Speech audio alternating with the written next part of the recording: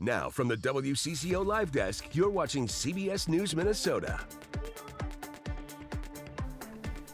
Hey, good morning. I'm Maria Lizignoli. It's 10:30 in the WCCO newsroom. I'm here at the Live Desk each weekday morning at this time with live updates and breaking news. The Vikings' hot streak continues. The team just collected their 8th straight win. Minnesota defeating Seattle Seahawks 27-24. And here to break down the big win is our Vikings insider, Cody Benjamin. Cody, what a fun game to watch over there in Seattle. I mean, we're talking about another win. Yeah, it was a fun one, a little bit of a nervous one at the end too. I mean, the Vikings allowed the Seahawks to kind of keep things close. Geno Smith, he's I wouldn't say, I mean, borderline reckless with the ball, kind of just loves to air it out. And I mean, it made him, the Vikings made him pay at the end, but still, Seattle pulled within. But again, I mean, it's yet another Christmas miracle here for the Vikings. The defense coming up, they're opportunistic when they're given opportunities to make plays on the ball in crunch time. And Sam Darnold with another, I would say, almost incredible performance, the way that he kept his eyes downfield. We've talked about this multiple times this year, but against a busy Seattle front, they just look like a complete team right now. I mean, Sam Darnold, he's going to be adding some zeros onto his next contract for sure after the season he's been having, don't you think?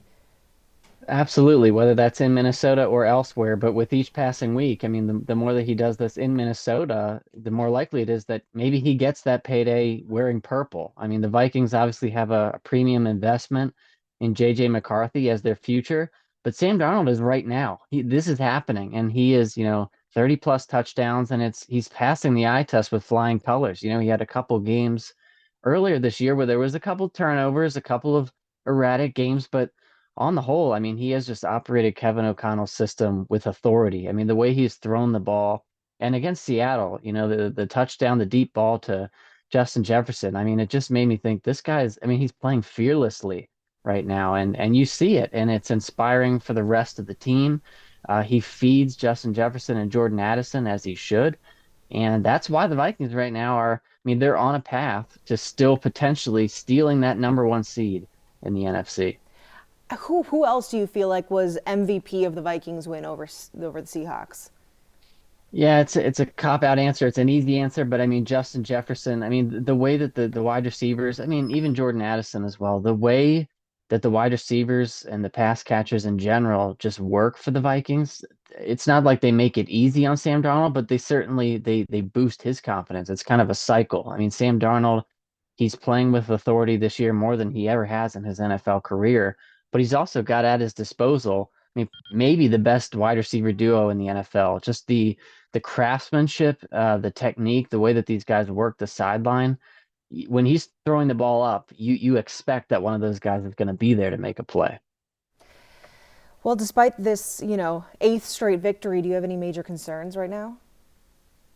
I think if there's one thing to keep your eye on, it's the offensive line because, Sam Darnold, like I said, he kept his eyes downfield. He put the ball in position for guys to make a play. But there were a few times during the game where he had to get rid of the ball early. He tried to hold the ball a little bit, long to create something, but there was pressure in his face. I mean, he was feeling it. There was a one time he got ripped down by his face mask. A couple times he got up kind of, a little bit limping. And so we've seen that a few times this year. Again, Christian Darrisaw, their star left tackle, he's been out for weeks. Brian O'Neill, the right tackle, banged up. The interior, that's not always been the sturdiest. And so that's an area where if you face an elite pass rush in the playoffs, that's an area where you got to make sure you have answers for that. Yeah, absolutely. Well, hey, next game is a rematch with the Packers. What should we expect? Well, it's a huge game, not only just because it's the Packers coming to town, but first of all, the last time they played, it went down to the wire. Jordan Love was kind of on a bad knee, but he kept the Packers in it. That was a close one till the finish.